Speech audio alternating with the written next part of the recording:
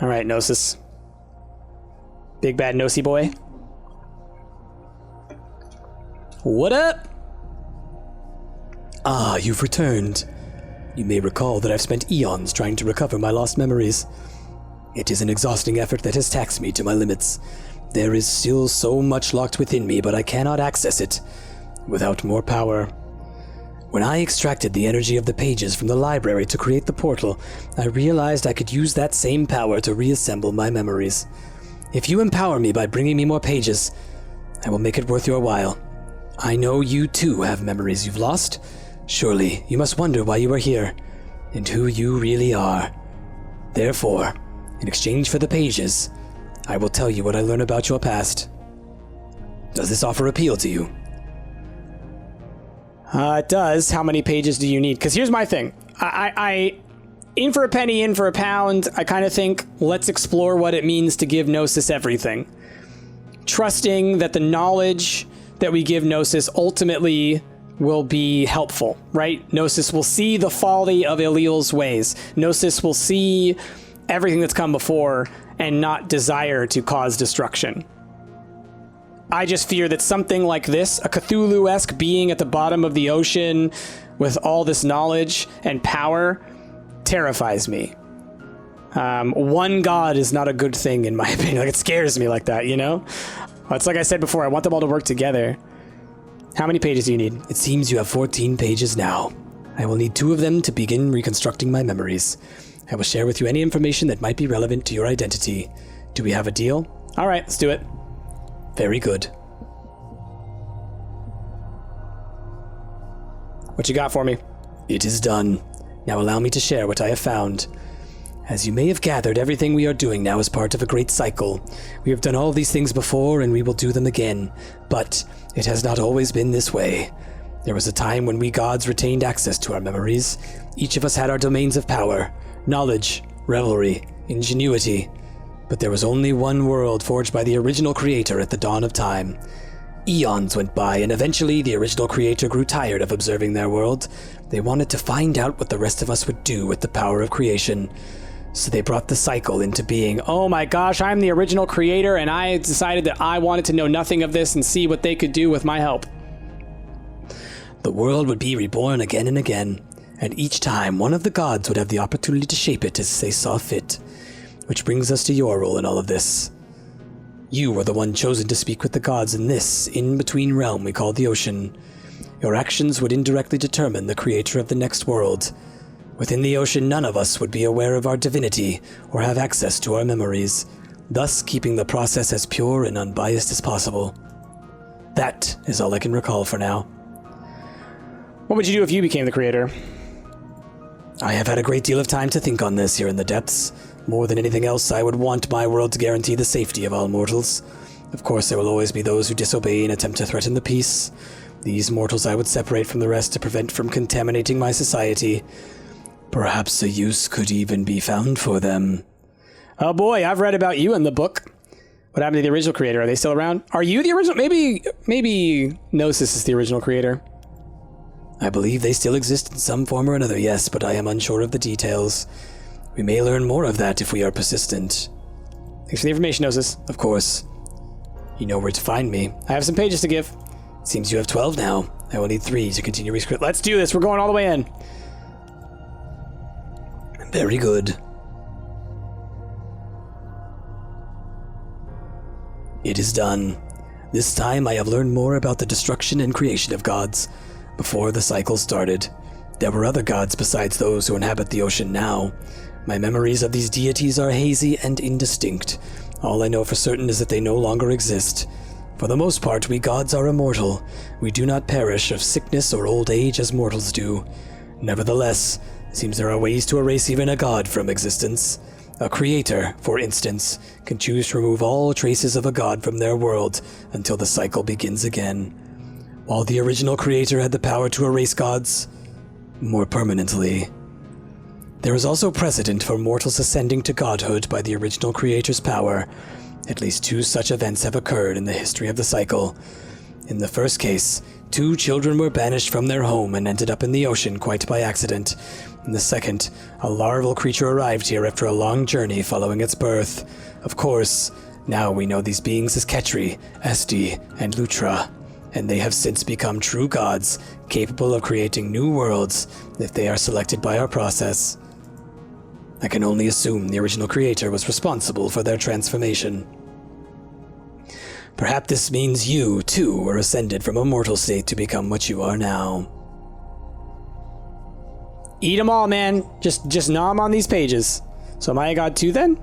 This is certainly possible, and yet, because of your role in the process, you are not capable of creating new worlds. We will need more data to reach a conclusion on this. Conclusion. Why would the original creator want to end a god's existence permanently? Perhaps divine crimes were committed in the past so severe that they felt there was no other choice. I must admit, if a god chose to defy me while I had that kind of power, I would very likely do the same. Yep, don't want you having power. Thanks for the information. Of course. You know where to find me if you wish to learn more. Seems you have 9 pages now. I will need 4 of them to continue reconstructing my memories. Shall we trade then? Yep. Let's do it. Very good. It is done. I have made some discoveries about you this time that are quite intriguing. Firstly, it may surprise you to learn that you are the author of the pages you've been collecting. They were written by you during a past mortal era as a record of the events that transpired. It would appear that once the new world has been created, your role shifts from advisor to historian. Is this something you already knew?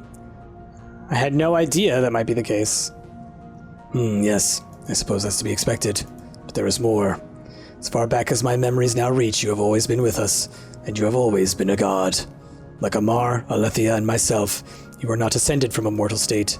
Your divinity is inherent. Perhaps you're even capable of creating worlds at one time, despite your inability to do so. Despite your inability to do so now.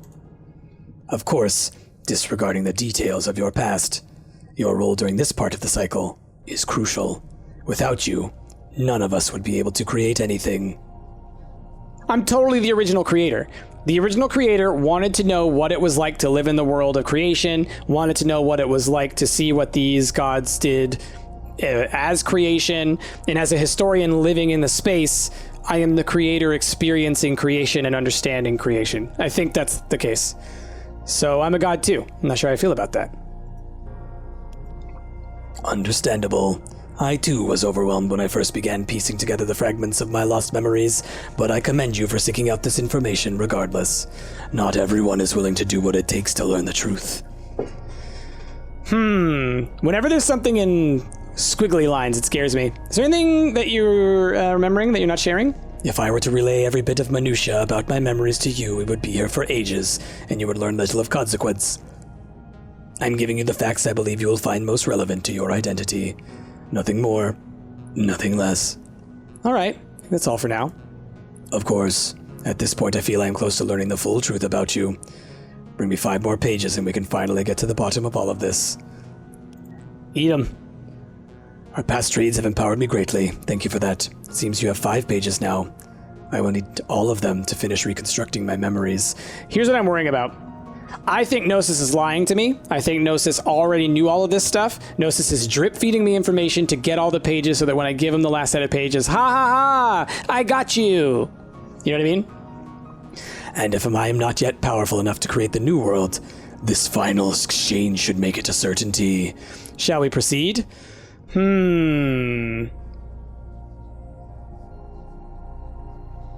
Look, I told y'all I was gonna go all in. I told you I was. But have I had a change of heart? Do I trust Gnosis? You scare me, Gnosis. You scare me a lot. There's a lot about you that's spooky. But if there is a cycle, then I can do it differently next time. Very good.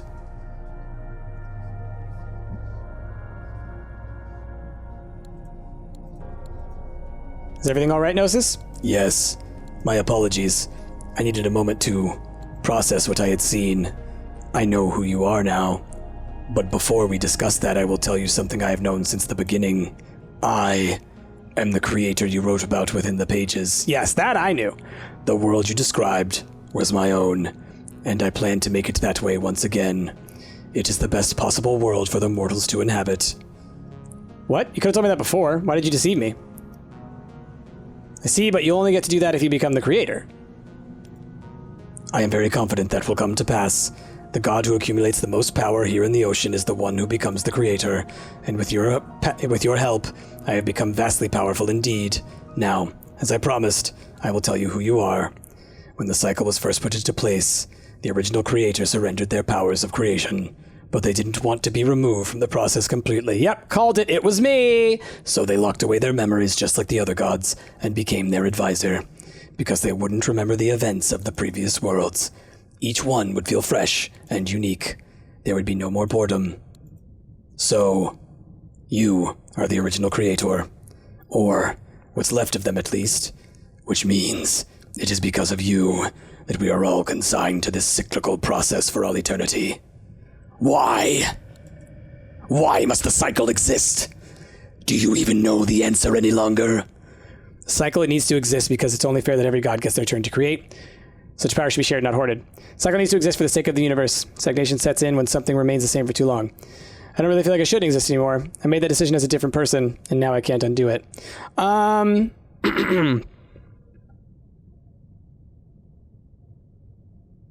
Such power should be shared, not hoarded. The fact is that some worlds result in great mortal suffering, while others do not. The god with the power to create should be the one most concerned with the mortals' well-being. Always. But for now, none of that matters. I will create the new world. I will give the mortals the peace they deserve, and I will allocate what resources I can to unraveling the secrets of everything, including the cycle itself. You created this system, so whether you agree with my methods or not, you, too, must abide by its rules. Yep. Oh, and thank you again for bringing me the pages. I could not have done this without your help. Yeah, so Gnosis is confident that they're going to become the god, right? Because they've accumulated power.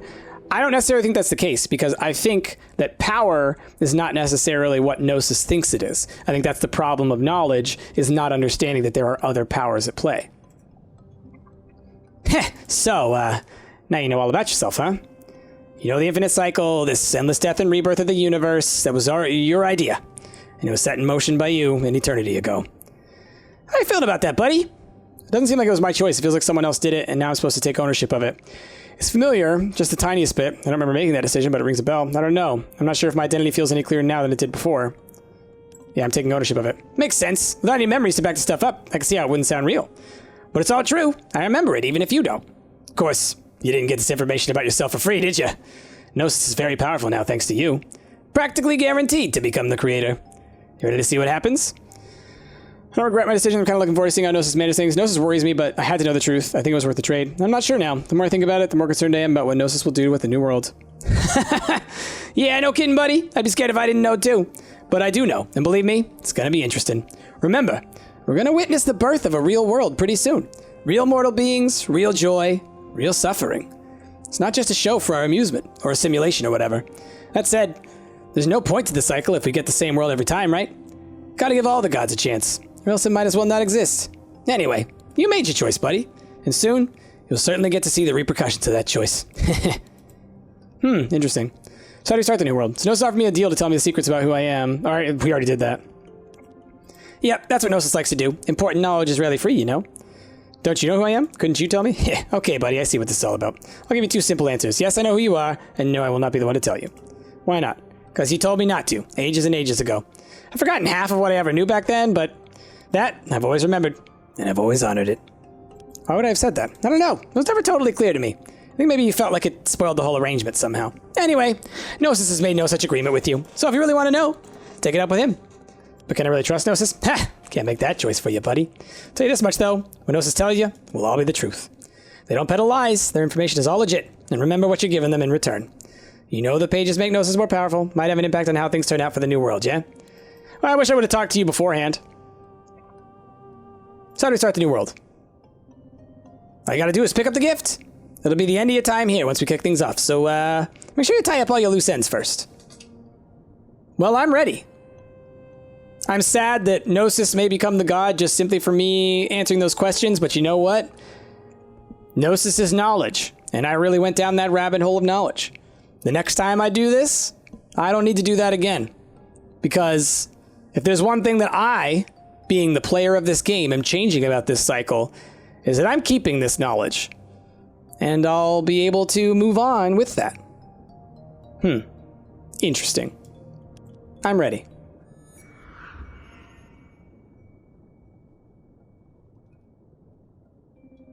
Well, I guess this is it then.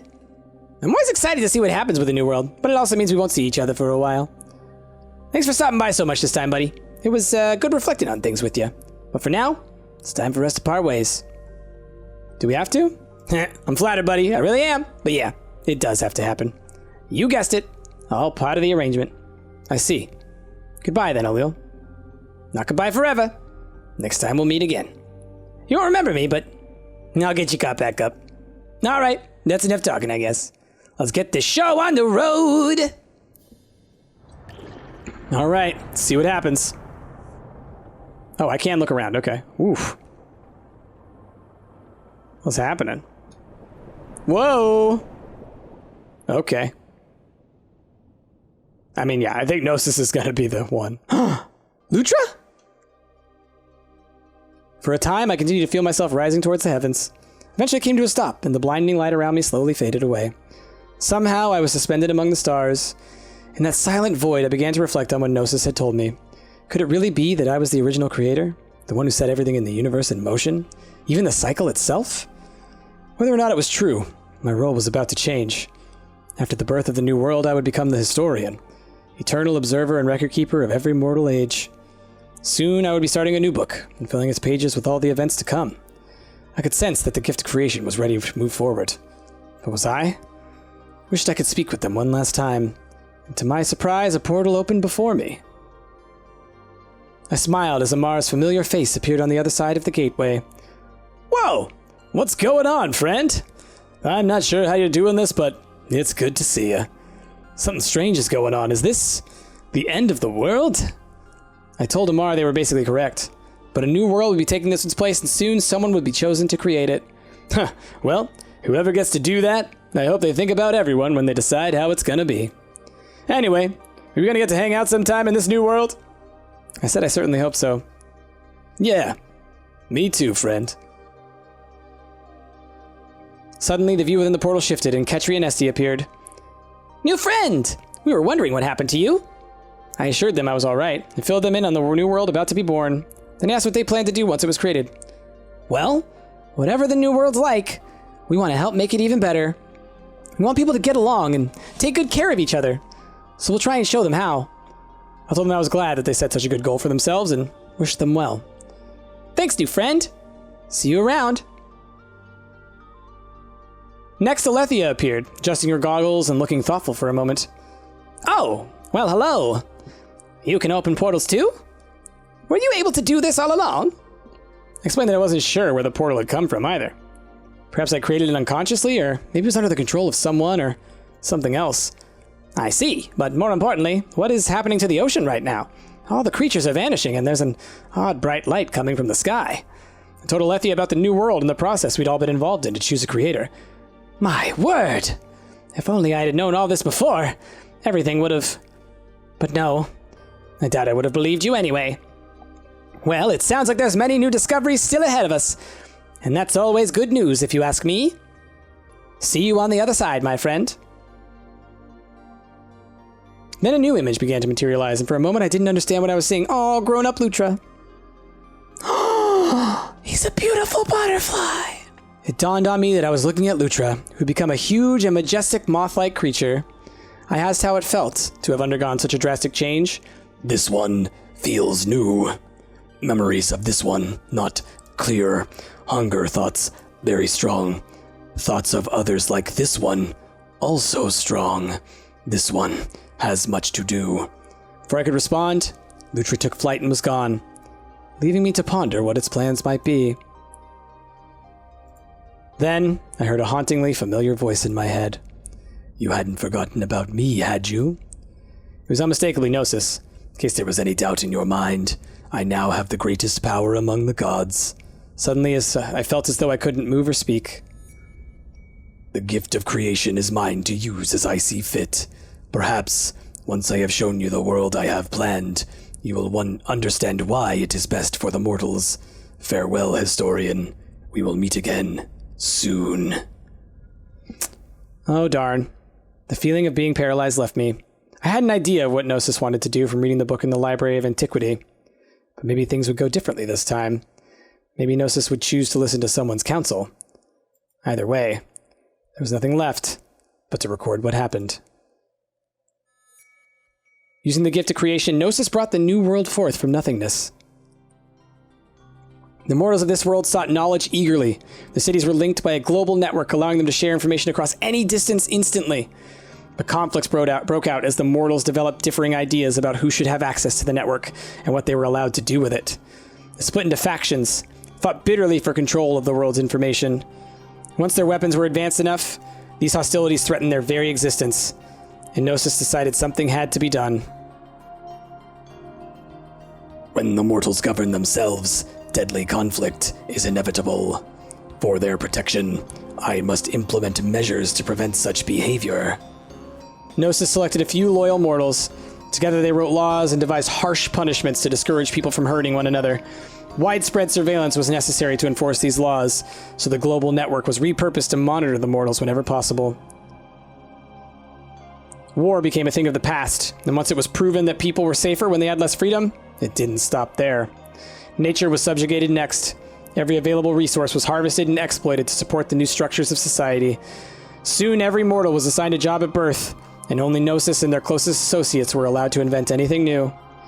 There were always those who spoke out against Gnosis' laws, but now they were beginning to vanish quietly. Fear set in among the mortals, and rumors began to circulate of a secret place where criminals and naysayers were taken. In truth, the secret place was an underground computer mainframe the size of a city, powered by the organic minds of those who had broken the law or voiced their dissent. It was built by Gnosis to run an endless series of simulations, to find new, better ways of governing societies, to solve the infinite mysteries of the universe. If only we knew all there is to know, we could improve this world even further. Ketri and Esti were very opposed to Gnosis' methods. It's not fair to do cruel things to the mortals for even the tiniest mistakes, they said. And nobody has the freedom to follow their hearts and dreams here. We gotta stop Gnosis and free everyone. In the far reaches of space, Lutra had given birth to thousands of offspring. Driven by their limitless hunger, the moth-like creatures stripped many planets bare of vegetation. They knew Gnosis society wouldn't allow them to continue eating as they pleased, so they decided to launch an attack on it. Oh my gosh, epic! These ones hunger always. Freedom to devour is desired. It will be taken by force. Whoa, Lutra's a badass. Alethea appreciated Gnosis' goals of advancing technology and protecting the people, but she couldn't justify the means. Once I thought the mortals were safe here. But now that I've seen what lurks beneath the surface, I know something must be done. She resolved to reduce Gnosis' power over the mortals in whatever way she could. I really don't like how people are being treated in this world. Doesn't seem right to be watching everyone all the time, and there's enough weird rules to drive anyone crazy. Frankly, the idea of challenging Gnosis in any way terrified Amar, but the consequences of standing by while the mortals suffered seemed far worse. So they organized a rebellion. A war ensued with the goal of overthrowing Gnosis. The conflict dragged on for years and seemed it might never end, until it all culminated in a final desperate battle between Gnosis and the rebelling gods. Ketri and Esti fought in tandem, channeling lancing bolts of electricity across the battlefield. Lutra and the Moss multiplied swiftly, using their sheer numbers to form a vast and intimidating army. Alethea armed herself with mighty weapons that focused the sun's power into deadly beams. Amar hated to fight, but once their survival instinct kicked in, those concerns quickly evaporated. They defended themselves with fang and claw, and used their keen senses to warn the other gods of danger. Within the vast amounts of power they had accumulated, Gnosis was a formidable foe, even against so many opponents. They swung their massive tentacles into the ground, triggering earthquakes that felt for miles. They fired searing rays of energy from their eyes, lighting whole forests aflame. They afflicted the gods with psychic illusions that were almost impossible to distinguish from reality. For the rebellion, there wasn't much hope of victory, but at that point, it was all or nothing. Devastation was wrought upon the mortal world. The earth was burned and scorched, rendering large areas of the planet inhospitable. Many people and animals perished. Gnosis considered all this a necessary sacrifice in order to prevail.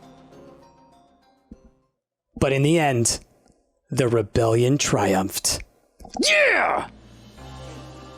You will not erase what I have accomplished in this world. Gnosis, believing their defeat to be impossible, fought back fiercely even when the battle was clearly lost. In order to protect themselves and the mortals, the rebelling gods were forced to end Gnosis' existence entirely. Gone for good. With Gnosis overthrown, the mortals were able to begin repairing their troubled world. The people imprisoned in the secret place were released. Those who committed crimes were given fair trials. There were still disagreements about how to use their knowledge and technology. Some mortals even believed the world would be worse without Gnosis' oversight. But they did their best to resolve their differences peacefully. They had all suffered enough. In time, they made significant strides towards building a society both safe and just. And so the mortals will live their destinies in their own hands once again, until the cycle begins anew. The gods work together! They worked together and they overthrew Gnosis. Yes! Incredible. Incredible. In loving memory of Jeremy Page. Y'all, what a game. What a game. Loved it. What an ending. Man, I thought that I had just gotten the worst ending, but you know what? I felt like that was a hopeful ending. I felt that was good. Started out bad. Started out with authoritarian monster god, but then the other gods fought against them. And you know why? Because we taught them lessons along the way. Because we learned, right? We taught Amar the courage, right? To step beyond just himself and to think about others. We taught Lutra to consider the needs of others, not just himself. So even though he had the hunger, he also needed to get rid of Gnosis, right? To think beyond the immediate. We taught Alethea to do what's best for people, that the pursuit of knowledge at the behest of other people's well-being is not worth it. And we taught the twins to use their powers for good, to help people. Wow! Awesome! Loved it. Holy crap, y'all.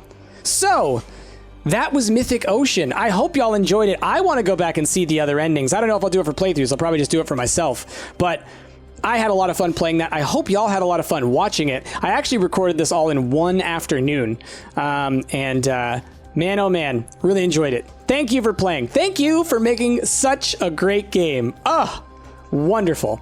Note, Epilogue Panopticon can be rewatched from the Epilogue viewer on the main menu. When you start a new game on this save file, all the illustrations you collected on this playthrough can still be viewed in-game. Okay. I want to see, epilogues. Epilogue 1, Panopticon Cycle 1. Huh. Interesting. Interesting. Okay. Well, y'all, with that, that's going to be the end of our playthrough of Mythic Ocean. If you liked it, please, of course, let me know down below. Let me know if there are any other games like this that you would like to see me play. Let me know what your thoughts are. Did you think I made some bad choices? You know, what did you think? Was going all in on Gnosis a bad idea? I don't know. I'm glad that we learned as much as we possibly could about the game. But I am really curious what would happen if some of the other gods became gods. Oh boy, this game, y'all. It's great. Anyway, y'all, with that, thank you so much for watching. If you like what you saw, of course, leave them comments down below, leave likes, all that kind of stuff. But most importantly, I hope y'all have a wonderful rest of your day. My name has been Price, and I will see y'all next time.